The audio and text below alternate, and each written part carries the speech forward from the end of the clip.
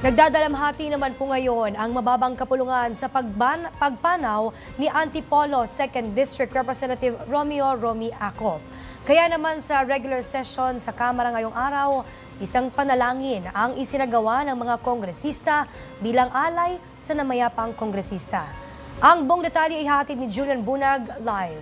Julian? Princess, pumanaw na nga sa edad na 78 years old ang kinatawan ng ikalawang distrito ng Antipolo City na si Representative Romeo Acop. Sa inilabas na pahayag ng mga anak ng kongresista, kinumpirma ni na Philip, Rina at Carla Acop ang pagpanaw ng kanilang ama. Bukod sa mga titulo nito bilang dating sundalo, pulis, abogado at kongresista, isaan niyang tapat na kaibigan, dedikadong ama at mapagmahal na lolo si Representative Acop. Nagpaabot naman ng pasasalamat ang magkakapatid sa lahat ng nag-alay ng panalangin at mensahe ng pakikiramay sa kanilang pamilya. Bilang kapwa kongresista at kasama sa mababang kapulungan, nagpaabot din ng kani-kanilang mga pakikiramay ang mga nakasama ni Representative Acop sa Kamara. Bago opisyal na magsimula ang sesyon ngayong araw sa plenaryo ng Kamara, pinangunahan ni Cavite 6th District Representative Antonio Ferrer ang isang panalangin kasama ang pagbibigay parangal para kay Antipolo 2nd District Representative Romeo Romy Acop. Habang nagpaabot din ng pakikiramay ang lider ng Kamara sa ginawang sesyon sa Kamara. Ang ating pong kaibigan, Representative Romeo Acop. He was a public servant who did not seek applause, but meaning hindi siya naglingkod para sa pagkilala, kundi para sa kapakanan ng kanyang mga kababayan at ng ating bansa. Sa bawat taon ng kanyang panunungkulan, dama ang kanyang malasakit sa mamamayan ng probinsya ng Rizal na kanyang buong pusong inalagaan at sa sambayanang Pilipino ng kanyang tapat na pinagsilbihan. Dagdag pa ni House Speaker D, isang mabuting halimbawa ang kongresista ng integridad sa pagseserbisyo sa publiko.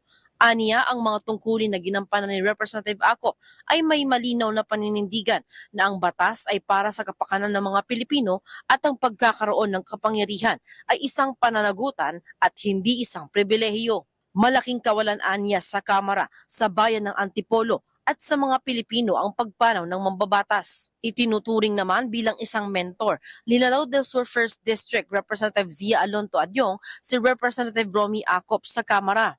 Hindi lang anya ang paggawa ng batas ang kanyang natutunan mula rito, kundi maging ang malalim na definisyon ng accountability, lalo na sa mga pagdinig ng mga komite, pinong pamamaraan ng pagtatanong at kung papaano ang tama at kung kailan dapat magpatuloy at tumigil sa pagtatanong. Itinuro rin anya ni Representative Acop na ang katotohanan ay maihahayag hindi sa pamamagitan ng puwersa, kundi ng pagtsatsaga, kalinawan at respeto sa proseso nito. Bilang isa naman sa mga co-chairperson ng Quadcom Committee ng 20th Congress, nagpaabot din ng pakikiramay si Bicol Sarop Party List Representative Terry Ridon at anya ipagpapatuloy nila ang naging trabaho ni Representative Acop sa Kamara at pananagutin ang lahat ng sangkot na partido at ipagpapatuloy ang makabuluhang mga reforma sa pagpapatupad ng batas at mabuting pamamahala. Bilang dating leader naman ng Kamara at kinatawan ng unang distrito ng Leyte, nagpaabot din ng pakikiramay si Representative Ferdinand Martin Romualdez sa kasamahan sa Kamara. Si Representative Acop anya ay isang dedikadong public servant na isinabuhay ang disiplina, integridad at hindi matatawarang serbisyo para sa mga Pilipino. Ayon pa kay Representative Romualdez, ito ay isang matatag pero patas na kongresista. Bagamat mahirap ang mga tanong nito, nananatili na palagi itong naaayon sa dangal at paggalang sa institusyon. Ang gantong uri anya ng pamumuno ang nagpaunlad ng kredibilidad ng komite at ng mababang kapulungan.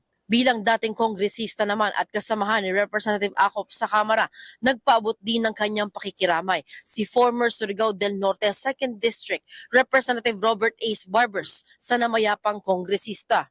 Ayon pa kay Barbers, ang kontribusyon ni Akop sa bayan at serbisyo nito sa kanyang mga kasama sa Kamara ay tiyak na maituturing na isang malaking pagkawala na lubos anyang aalalahanin ng mga ito.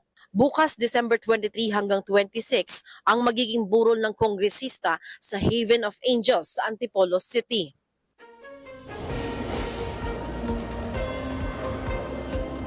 Princess, mula nga sa mga araw na yan ay isasara ng kanyang pamilya ang burol mula alas 2 ng madaling araw hanggang alas 10 ng umaga.